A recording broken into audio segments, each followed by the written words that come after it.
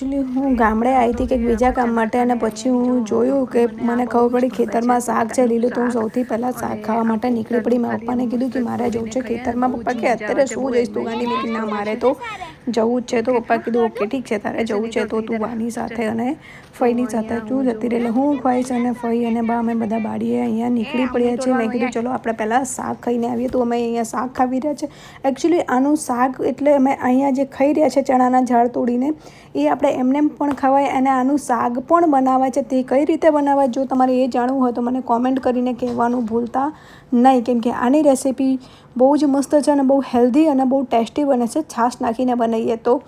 અહીંયા હું ખાઈ રહી છું અને તોડીને અને થોડુંક મેં ઘરેથી મમ્મી જોડેથી હું અથાણું લઈને આવી હતી મરચાંનું તેની સાથે. અને હવે હું આજે તોડી રહી છું તો ઘરે લઈ જવા માટે તોડી રહી છું. અને મમ્મીને મને કીધું હતું કે તું થોડીક વહેલી ઘરે આવી જજે, એટલે આપણે પેકિંગ કરવાની છે, કેમ કે આજ અમે જઈ રહ્યા છીએ બહાર ફરવા. તો અમે ક્યાં જઈ રહ્યા છે તેના માટે બ્લોગને સ્કીપ ના કરતા બહુ જ મોજ કરીશું. બધા ભેગા થઈને જઈ રહ્યા છે આખી ફેમિલી સાથે. તો મમ્મીએ કીધું હતું કે હું થેપલા બનાવીશ, તો મમ્મી ઘરે મારી રાહ જોતા હશે, એટલે મેં ફટાફટ આવી રીતના કરીને શાક તોડી લીધું. અને હવે અમે ફટાફટ બનશે એટલું વહેલું અહીંયાથી ઘરે નીકળીએ, કેમ કે મમ્મી મારું વેઇટ કરતા હશે. તો અહીંયા હું જેવી ઘરે પહોંચી ત્યારે ખબર પડી કે મમ્મીએ અહીં બધું રેડી કરીને રાખ્યું છે. ચૂલા ઉપર મમ્મી થેપલા બનાવી રહ્યા હતા, તો મેં કીધું ચલો હું મમ્મી સાથે એમની થોડીક હેલ્પ કરાવી દઉં. તો અહીંયા હું એમની હેલ્પ કરું છું ને હવે હું ફટાફટ અમે અહીંયાથી નીકળી પડ્યા છે, કેમ કે આજે અમે લોકો અહીંયાથી જલ્દી નીકળીશું તો ટાઈમસર પહોંચી જાય. અમે ઘરેથી નીકળી ગયા હતા 9-1 વાગે, 9 સાડા 9 થયા ત્યારે અમે નીકળ્યા હતા. અને પછી અમે અહીંયા ઊભા રહ્યા છે વચ્ચે ચા નાસ્તો કરવા. મેં ચલો હવે બધા ઊભા રહ્યા હતા કે 1 વાગે અમે ચા નાસ્તો કરીએ.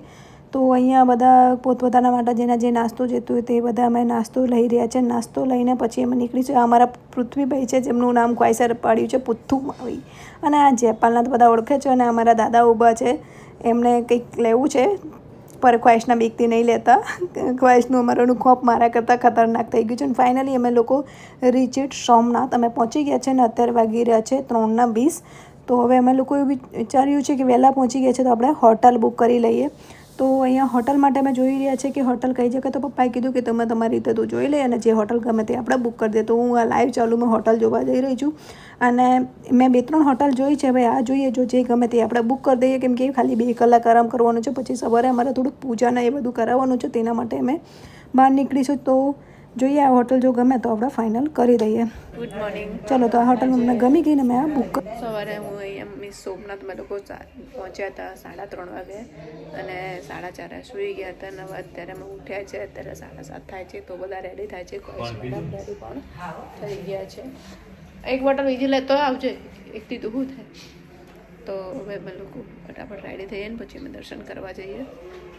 તો Har Har Mahadev, good morning. I hope બધા મજામાં જશે. બ્લોગ જોઈ રહ્યા છે તો અને મહાદેવના દર્શન કર્યા પછી બહુ જ મજામાં થઈ જશે. તો મહાદેવનું દર્શન કરવા માટે અને બીજું અમે ક્યાં જઈશું તે જોવા માટે બ્લોગને સ્કીપ ના કરતા.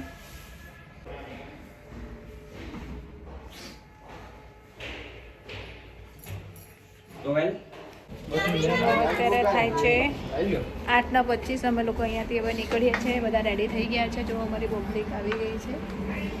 હવે અમે ચેકઆઉટ કરીને સૌથી પહેલાં અમારે મતલબ જે વિધિ કરવાની છે એ કરીશું, અને પછી અમે સોમનાથ મહાદેવના દર્શન કરવા જઈશું.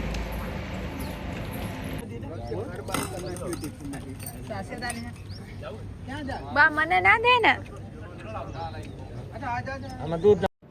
અમે પૂજાને એ બધું કરવા જઈ રહ્યા છે. તો મેં કીધું ચલો અમે પહેલાં અહીંયાથી જઈએ. નહીં ધોઈને રેડી થઈને અમે સૌથી પહેલાં અંદર જઈશું ને પૂજાને એ બધું પતાવીશું. અને એના પહેલાં થોડીક વાર અહીંયા મેં કીધું ચલો આપણે જસ્ટ 5-10 મિનિટ તમને લોકોના લાઈવમાં બધું બતાવી દઈએ.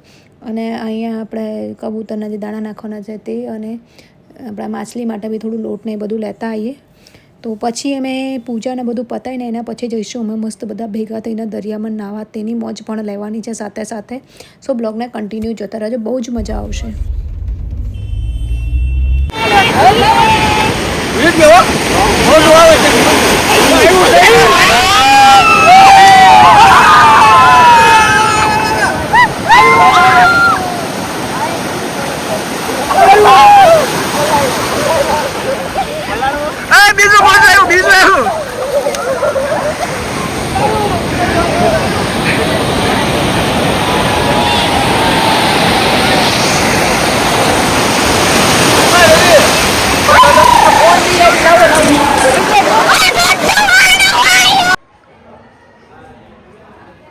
એકચ્યુઅલી અમે લોકો અહીંયાથી નીકળતા હતા તો પપ્પાએ કીધું કે અહીંયા તુલસી શ્યામનું મંદિર છે તો આપણે એ પણ દર્શન કરતા રહીએ. તો અમે લોકો અહીંયા દર્શન કરીને પછી અમે એકચ્યુઅલી ઘરે જઈશું. તો અમે અહીંયા દર્શન કરી રહ્યા છે ને એ પછી નીચે અમારે નાસ્તો કરવા જવાનું છે ને મારા પપ્પાના મસાલો છોડાય છે એટલે મેં આરતી ગુસ્સા છે એટલે નીચે મોઢું ફૂલાઈને બેસી ગયા અને હું નીચે આવી તો ખબર પડી કે આ લોકો નાસ્તો કરવા બેસી ગયા. બોલો મને મૂકી આ લોકો મને મૂકીને જમી લીધું.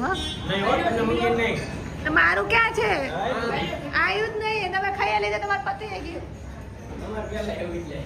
વાહ જો બધા જમી લીધું મને એકલી મૂકીને હું અને બાપુ રહી ગયા.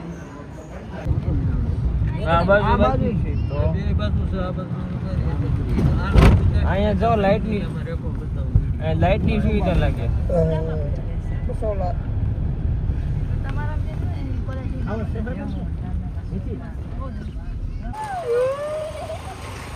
હા તમે આમને એમ કે તમને સાધન નહીં આવડતા એટલે મેં તમે કંઈ કામ ના આપ્યા એટલે ના.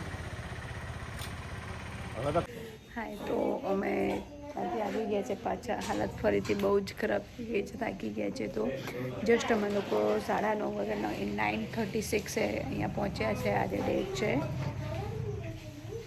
8. તો હવે સવારે અમારું શું પ્લાન છે તે નેક્સ્ટ બ્લોગમાં કહીશું. આજના માટે આટલું ઇનફ થઈ ગયું છે. હવે અમે લોકો અહીંયા ખ્વાઈશ મેડમનું આ લોકો રસોઈની તૈયારી કરી રહ્યા છે મમ્મી. તો હું બી થોડીક હેલ્પ કરાવી દઉં. તો ફટાફટ જમી લઈએ અને સુઈ જઈએ. સો આજનો બ્લોગ અહીંયા એન્ડ કરી દો. Thank you for watch, like, comment and share. Next blog બહુ જલ્દી કાલે ફરીથી નેક્સ્ટ બ્લોગ આવશે કેમ કે અહીંયા તમારે કંઈક ને કંઈક ચાલુ જ હોય છે. Har Har Mahadev. Good night my welcome.